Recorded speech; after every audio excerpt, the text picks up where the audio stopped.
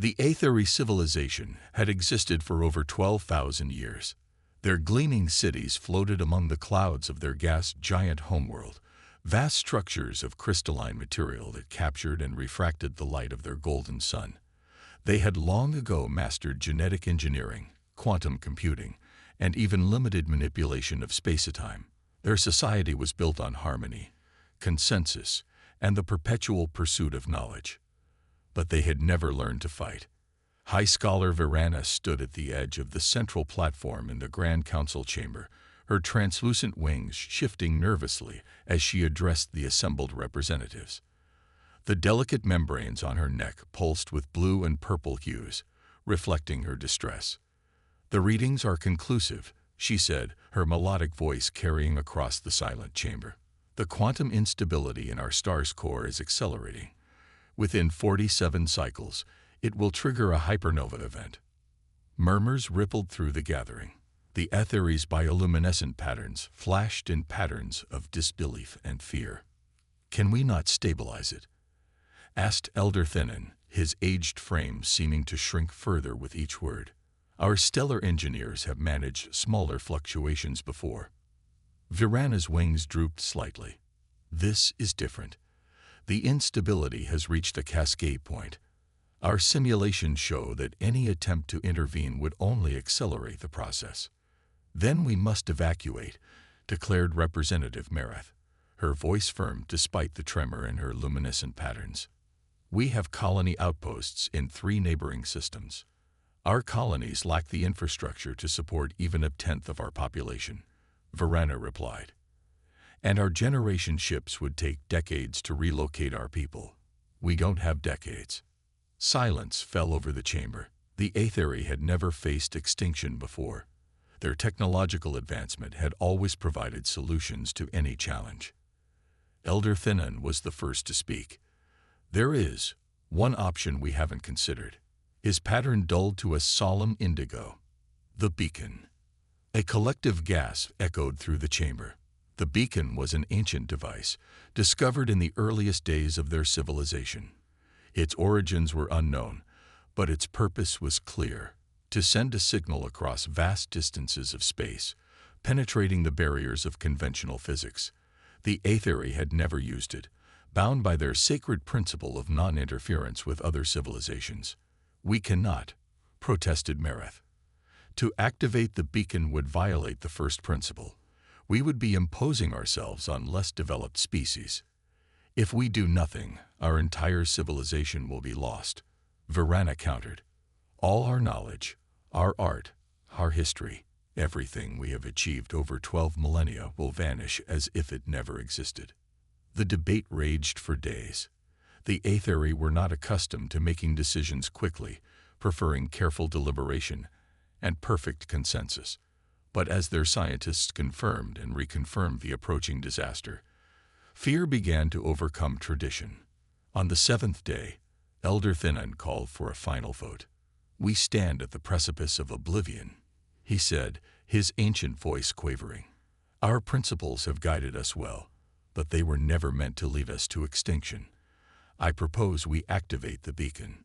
The vote was not unanimous, a first in over 3,000 years of Aetheri governance, but the decision was made.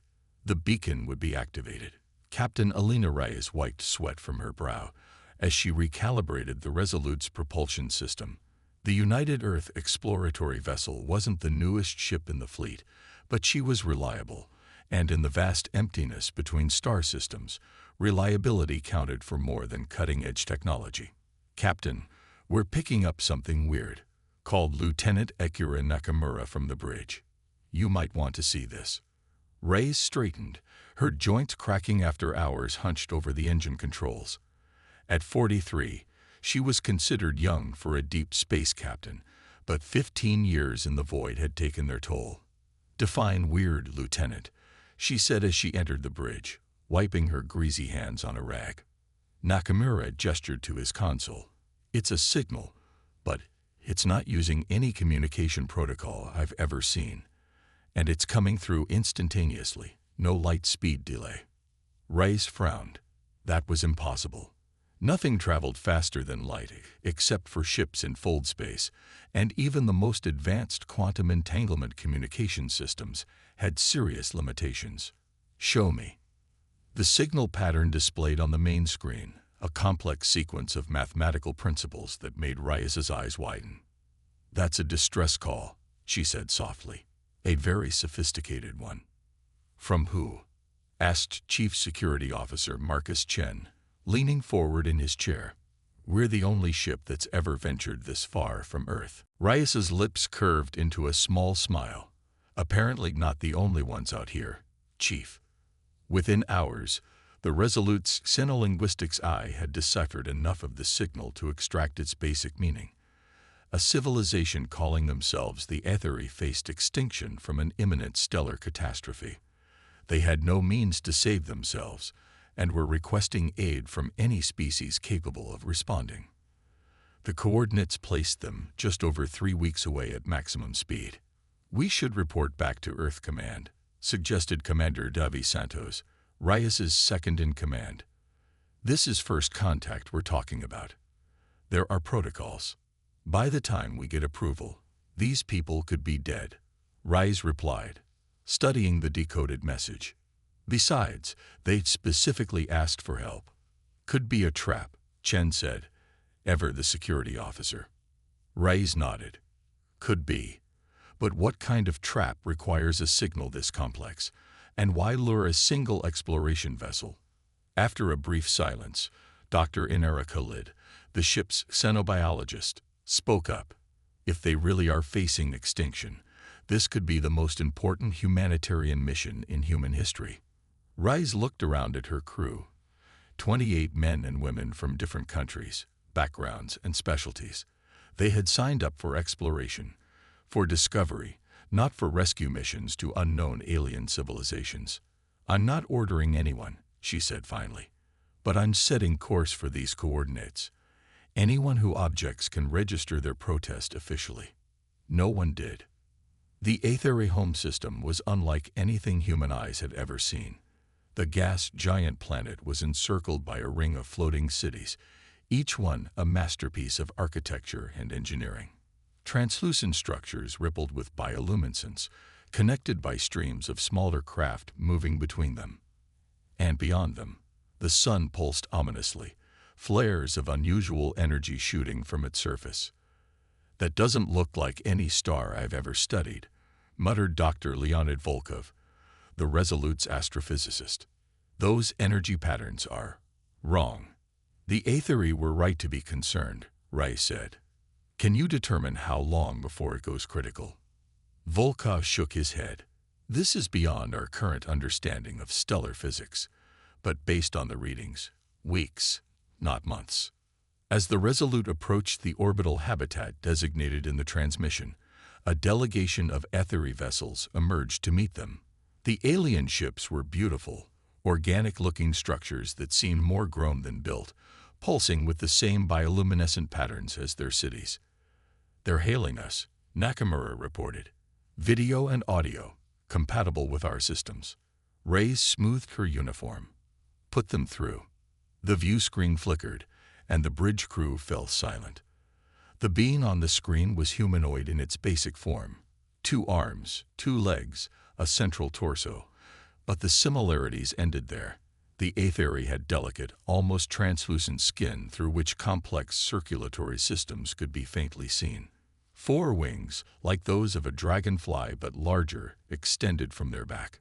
Most striking were the bioluminescent patterns that rippled across their skin in complex, shifting designs. "I am High Scholar Virana of the Aetheri," the being said, its voice melodic and surprisingly human-like.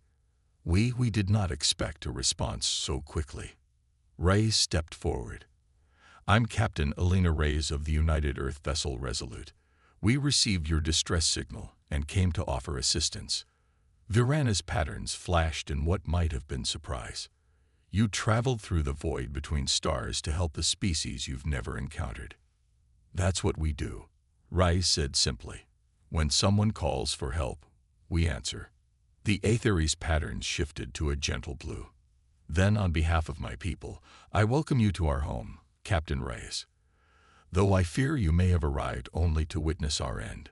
The meeting with the Aetheri Council was tense. The aliens were clearly uncomfortable with the humans' presence, despite having summoned them. Elder Thenan observed the humans with a mixture of fascination and apprehension, his ancient eyes tracking their every movement. "We have reviewed your ship's specifications," Varana said, consulting a floating display. "While your technology is different from ours, we do not see how your vessel could evacuate even a small fraction of our population." "We're not here to evacuate," Reyes replied. "We're here to prevent the catastrophe." The Aetheri exchanged glances, their patterns fluctuating rapidly. "That is not possible," Elder Thenan said gently, as if explaining to a child. "Our scientists have confirmed the quantum cascade is irreversible." Dr. Volkov stepped forward. "With respect, Elder, your understanding of stellar physics may differ from ours. We've developed techniques for stabilizing certain types of stellar anomalies." "You claim your science surpasses ours?" asked Representative Mereth, her patterns flashing with indignation. "We have studied the stars for millennia." "Not better," Reyes interjected before Volkov could respond. "Different. Humans have always excelled at finding unconventional solutions to impossible problems. It's our specialty." The Aetheri seemed unconvinced, but desperation ultimately overcame skepticism. They agreed to share all their data on the stellar anomaly with the human scientists.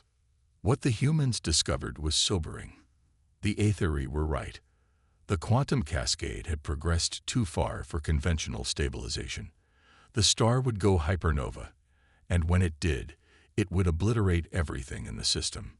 "There has to be a way," Reyes insisted during a private meeting with her senior staff. "We didn't come all this way to tell them they're doomed." "The fundamental problem is the quantum instability," Volkov explained. "It's like a chain reaction at the subatomic level." "Then we break the chain," suggested Chief Engineer Anaya Rodriguez. "What if we created a controlled quantum event to counteract the cascade?" Volkov scoffed. "That would require technology we don't have." "But they might," Reyes said, eyes widening. "The Aetheri have quantum technology we've only theorized about. They just never thought to weaponize it." "Weaponize a star?" Chen looked skeptical. "Captain, even if it were possible, it's either that or watch an entire civilization die." Reyes cut him off.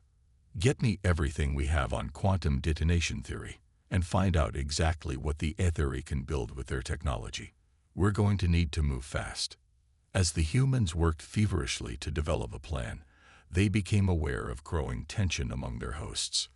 Many Aetheri were uncomfortable with the humans' presence, seeing them as primitive and potentially dangerous.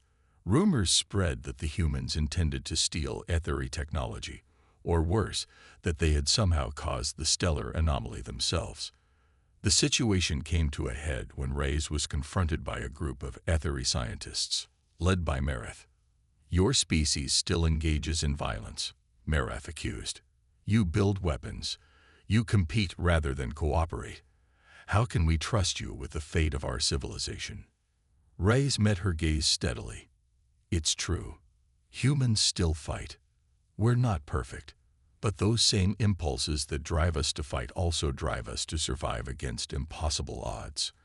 And right now, surviving impossible odds is exactly what you need." Before Mereth could respond, alarms began to sound throughout the habitat. On the monitoring screens, the star flared violently, releasing a surge of energy that dwarfed anything seen before. "The cascade is accelerating," Varana announced, her patterns pulsing with fear. "Our models were wrong. We don't have weeks. At this rate, the hypernova will occur in less than 8 days." Elder Thenan's aged voice cut through the ensuing panic. "Then it seems, Captain Reyes, that your impossible solution is all we have left." The central laboratory of the Aetheri's orbital research facility had been transformed. Where once elegant flowing workstations had been arranged in perfect harmony, now a chaotic array of human and Aetheri technology cluttered every surface. Captain Reyes stood at a holographic display, studying the latest simulations with Dr. Volkov and High Scholar Varana. The quantum detonation theory is sound, Volkov explained, pointing to the swirling model of the ethery sun. If we can trigger a controlled quantum collapse in this sector of the star, it should disrupt the cascade effect. Should, Varana repeated, her luminescent patterns pulsing with skepticism. And what is the probability of success? Volkov and Ries exchanged glances. Approximately 27%, Volkov admitted. Varana's wings fluttered in agitation. And if it fails? It accelerates the hypernova, Ries said quietly, perhaps by several days. You're asking us to gamble our final days on a 1 in 4 chance, Varana said. I'm offering you a chance at survival, Ries countered. 1 in 4 is better than 0. Elder Thenan had been observing silently from the corner of the laboratory. Now he drifted forward, his ancient form moving with surprising grace in the low gravity. In 12,000 years of recorded history, he said, the Aetheri have never faced extinction. We have overcome every challenge through careful deliberation and perfect solutions. But now time works against us. Perhaps this is why the beacon brought us humans. You carry within you something we have lost, the ability to leap without certainty. Risk-taking isn't always a virtue, Ries said honestly. It's cost us dearly at times. Yet you are here, Thenan replied, on a ship that jumped across stars to aid strangers. His patterns shifted to a deep, resonant purple. I support the human plan. Not everyone shared the Elder's view. As word spread of the desperate strategy, resistance grew among the Aetheri. Representative Mereth became the voice of opposition, arguing that the humans would destroy what little time the Aetheri had left. Meanwhile, the Resolute's crew worked alongside Aetheri scientists to construct the quantum device that would either save their civilization or hasten its end. The plan required combining Aetheri quantum technology with human fusion engineering, a dangerous hybrid never before attempted. The equations are beautiful, murmured engineer Rodriguez as she calibrated the device's core. It's like their science and ours were made to complement each other. Chief Chen maintained a security detail around the laboratory. Not everyone appreciates the collaboration, he reported to Reyes after intercepting communications suggesting a faction of Aetheri might attempt to sabotage their work. On the third night, they came. 7 Aetheri, their patterns dim to near invisibility, infiltrated the laboratory. They might have succeeded in destroying the prototype device, if not for Chen's foresight in installing motion sensors that could detect even the subtle displacement of air from Aetheri wings. Stop, Chen commanded as his security team surrounded the intruders, weapons drawn but pointed downward. We're trying to help you. The leader of the group, a younger Aetheri with fierce patterns of red and orange, faced him defiantly. You bring violence to our final days. We would rather face our end in peace than die by human hands. Put down your weapons, came a firm voice from the doorway. Captain Rice stood there, unarmed, with Elder Thenan beside her. Chen hesitated. Captain, that's an order, Chief. Reluctantly, Chen signaled his team to lower their weapons. The tension in the room remained palpable. You fear us, Rice said to the Aetheri infiltrators. I understand that, but ask yourselves, if we meant you harm, why would we travel so far? Why work so hard to save people we've only just met?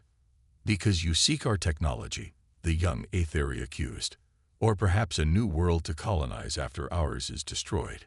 Elder Thenan drifted forward. Is that what you truly believe, Narath? That these beings crossed the void between stars to steal from us in our final hours? The young Aetheri, Narath, faltered, his patterns shifting uncertainly. I don't blame you for your suspicion, Rice said quietly. In your place, I might feel the same. But right now, suspicion is a luxury none of us can afford. She crossed the room slowly and picked up a small component from the workbench, a crucial part of the quantum device. This device contains some of your most advanced technology, she said, holding it out to Nereth. Take it. Destroy it if you wish. We'll build another. We'll keep building them until we run out of time. Because that's what humans do. We don't give up, especially when lives are at stake. Narrath stared at the component, then at Reyes. His patterns shifted from angry red to a confused swirl of colors. Why? He asked simply.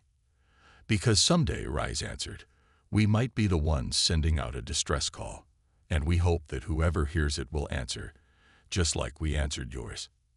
After a long moment, Narath's pattern settled into a calm blue. He didn't take the component. I will help you build the next one, he said instead. The deployment of the quantum device required precision beyond anything either species had attempted before. The plan called for launching the device directly into the unstable region of the star, using a modified ethery scientific probe, guided by the Resolute's more robust navigation systems. The timing has to be perfect, Volkov explained during the final briefing. We'll have one chance, one window lasting approximately 12 seconds. Who will pilot the launch vessel? Asked Varana. The radiation levels near the stellar surface will be lethal. I will, Reyes said, silencing the room. Captain, Commander Santos protested immediately. Protocol dictates. Protocol doesn't cover this situation, Commander. Reyes cut him off. This is my decision. It should be an ethery pilot, argued Merith, who had reluctantly joined the effort after the confrontation in the laboratory. It is our star, our home. With respect, Reyes replied. The launch window is too narrow for someone unfamiliar with our guidance systems, and my ship needs its captain less than your people need their leaders right now. In the end, a compromise was reached. Reyes would pilot the launch vessel, but Narath, who had proven himself a quick study of human technology, would accompany her as co-pilot. As the launch time approached, tension mounted across the ethery habitats. The bioluminescent cities dimmed as power was diverted to protective shields.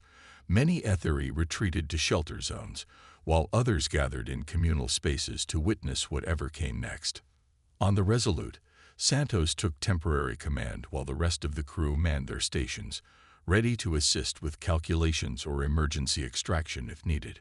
Reyes and Narath boarded the launch vessel, a sleek, organic-looking craft retrofitted with human navigation and propulsion systems.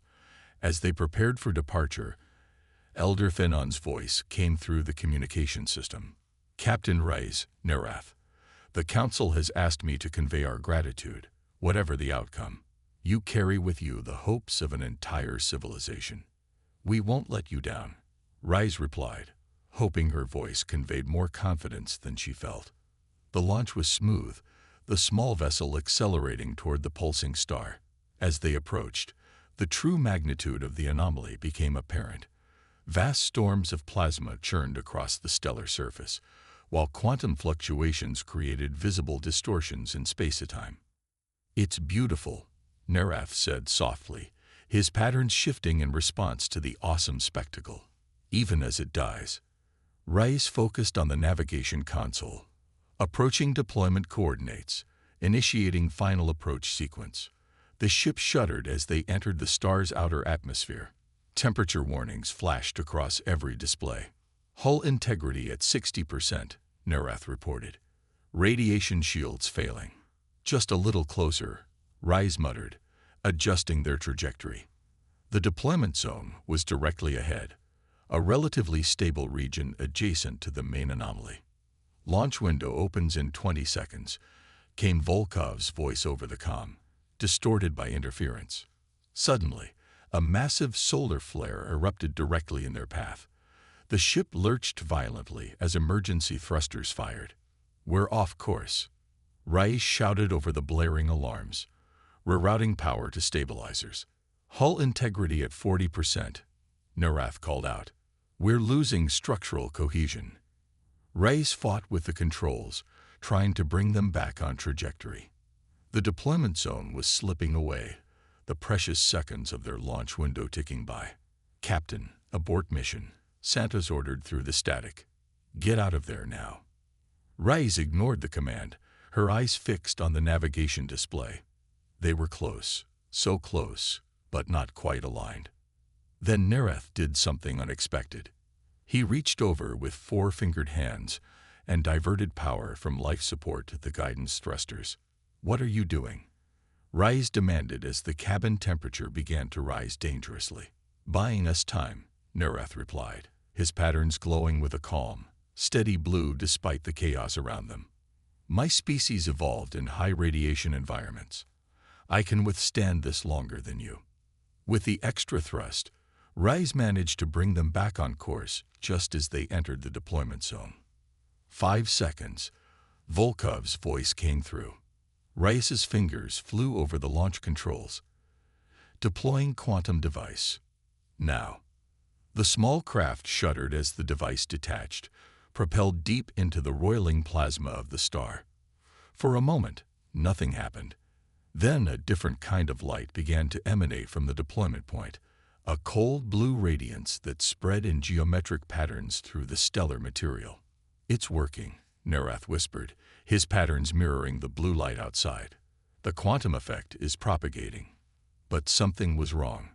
The readings showed the reaction spreading too quickly, the energy signature fluctuating wildly. "Volkov," Rais called into the comm. "The reaction is unstable." Only static answered her. The communication system had failed. The ship's warnings reached a crescendo as the hull temperature soared past critical levels. Systems failed in cascading sequence as the quantum effect continued to spread through the star. "We need to get out of here," Rais said, firing what remained of their engines. The small craft responded sluggishly, struggling against the intense gravitational forces. "We're not going to make it," Nereth said, his voice calm despite his words. Rais glanced at him, at this alien who had risked everything alongside her. "I'm sorry I got you into this." "I'm not," he replied, his patterns shifting to a serene gold. "Better to die trying to save my people than to survive having done nothing." Just as the ship's systems began their final collapse, a powerful tractor beam locked onto them. The Resolute had moved dangerously close to the star, risking its own safety to retrieve them. "Hang on." Santos's voice broke through the static. "We're pulling you out." The small craft shuddered violently as it was dragged away from the star, through the turbulent plasma storms and back into open space. Through the viewport, Rais and Nereth watched as the blue quantum effect continued to spread through the star, forming intricate patterns like frost on glass. "Did it work?" Rais asked weakly as medical teams rushed them from the damaged craft. Dr. Volkov met her on the Resolute's hangar deck, his face split in an uncharacteristic grin. "It worked, Captain. The quantum cascade has been neutralized. The star is stabilizing." 3 weeks later, Captain Rais stood in the Grand Council chamber, watching as the aethery filled the space with their shifting colors and light. She still walked with a slight limp, a souvenir from the radiation damage suffered during the mission, but the aethery medical technology had prevented any permanent harm. Elder Thinnen beckoned her forward. "Captain Elena Rais of Earth, the Aethery Council has convened to formally recognize your service to our people. Your actions, and those of your crew, saved not just lives, but an entire civilization. We have no greater honor to bestow than this." A group of aethery children approached, carrying a crystalline structure that pulsed with living light. They presented it to Rais with solemn ceremony. "This is the heart of memory," Thinnen explained. "For 12,000 years, we have recorded our greatest achievements within its quantum matrix. Now, it also carries the story of how humanity answered when the galaxy cried for help." Rais accepted the gift carefully. "The honor is ours, Elder. My crew, and I simply did what any human would do when someone reaches out in need." "Perhaps," Thinnen said, his patterns shifting thoughtfully, "but we have learned that what humans consider ordinary, other species may find extraordinary. Your willingness to risk everything for strangers, your capacity to act decisively in the face of uncertainty, these are qualities the aethery have forgotten in our long peace." The council chamber hummed with the melodic sounds of aethery approval as their patterns synchronized in a display of unity rarely seen in recent times. "We have much to learn from each other," Varana said, stepping forward. "If you are willing, we propose a formal alliance between our peoples. There are other civilizations among the stars, some friendly, some not. Together, we might face whatever comes next." Marath, once the most vocal opponent of human involvement, now stood beside Varana. "Your methods may be unconventional, Captain, but they are effective. The Aetheri have survived for millennia through careful contemplation. Perhaps the next stage of our evolution requires something more human." Rais looked around at the chamber, at the thousands of alien faces watching expectantly. Then she glanced back at her crew, humans who had traveled across the stars to answer a call for help and found not just a civilization to save, but new friends. "I can't speak officially for Earth," she said, "but I believe this is exactly why we journey into space, not just to discover what's out there, but to connect with it, to help when we can, and to learn when we can't." She held up the heart of memory, which pulsed as if in response to her words. "This won't be the last time different species need each other. The universe is too vast, too unpredictable for any of us to face alone. But together, human ingenuity and Aetheri wisdom, there's nothing we can't overcome." As she spoke, the Aetheri patterns shifted to a unified golden hue that filled the chamber with warm light. Outside, the stabilized star shone steadily on the crystalline cities, no longer a harbinger of destruction, but once again a source of life. In the months that followed, the Resolute remained in orbit around the Aetheri homeworld as the first formal diplomatic mission from Earth. Teams of human scientists worked alongside Aetheri scholars, sharing knowledge and technology. The quantum device that had saved the star became the foundation for new joint research initiatives, while cultural exchanges fostered understanding between the species. When the time finally came for the Resolute to return to Earth, a small fleet of Aetheri vessels escorted them to the edge of the system. Among them was a sleek craft piloted by Nerath, who had been selected as the first Aetheri ambassador to humanity. As the Resolute prepared to engage its engines for the long journey home, Rais received one final transmission from Elder Thinon. "You came when we called, Captain," the ancient Aetheri said, his patterns glowing with gratitude. "Remember that should Earth ever face its darkest hour, you will not face it alone." The Aetheri remember their friends. Rais smiled as she gave the order to set course for Earth. They were bringing home not just scientific discoveries and technological advancements, but something far more valuable. The knowledge that humanity's place in the galaxy would be defined not by conquest or competition, but by the simple act of answering when someone called for help. And that, she thought as the stars blurred around them, was worth crossing the universe for.